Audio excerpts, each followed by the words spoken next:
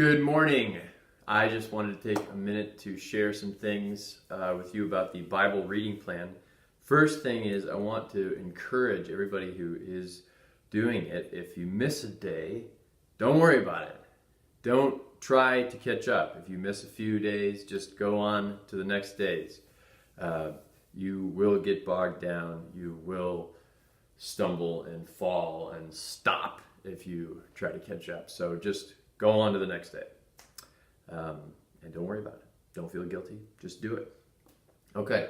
The other thing I wanted to mention is we're coming up to the end of Genesis in the Bible reading plan, and it's really cool. I feel like I'm seeing Genesis in some new ways. I'm not sure exactly why, but one of the things that I've noticed in Genesis is the incredible love of God. I guess previously I had thought of Genesis 1 through 11, creation to the Tower of Babel as sort of its own thing, and then Genesis 12 on as its own thing.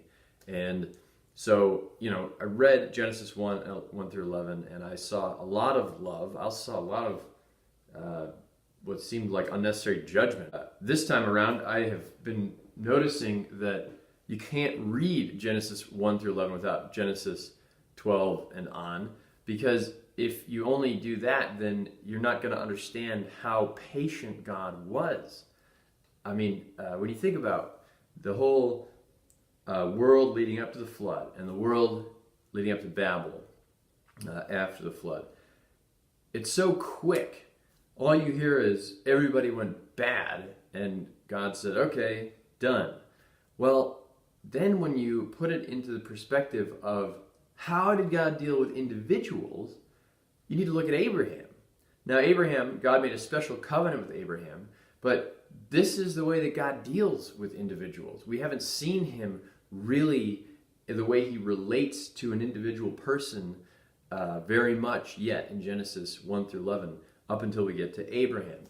And once we get to Abraham, we see that God is so patient. And then you get to Isaac and you see God is so patient.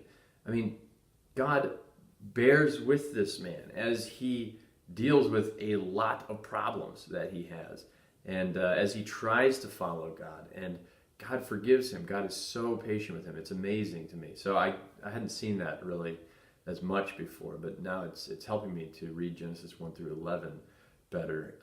The other thing that is fascinating and amazing is God has this, it's already starting to unfold. God has this huge plan. After Genesis 1 through 3, he creates the world, and then he puts his people in the garden, and they sin and hand the keys of the world over to the devil.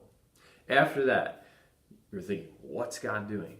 Well, God has this enormous plan to bring the people back to himself.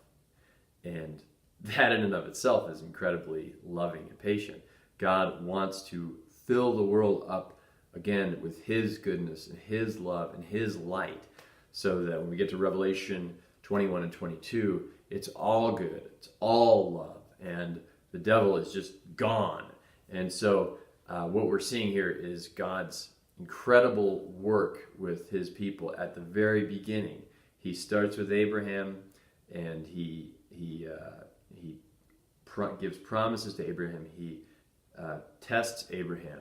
Abraham learns to trust him, to love God, and he sets an example for people in the future. And he also is the father of the nation of Israel, who is Abraham, Isaac, Jacob. Jacob becomes Israel, and that becomes the nation. The nation is named after its founder, Jacob, essentially.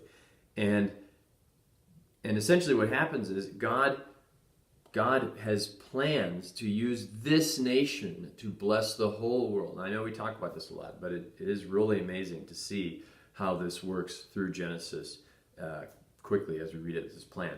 So those are a couple of observations. I hope you're enjoying your reading. I'd love if you want to share your own thoughts at the bottom of this video or wherever you can. I think it's on YouTube.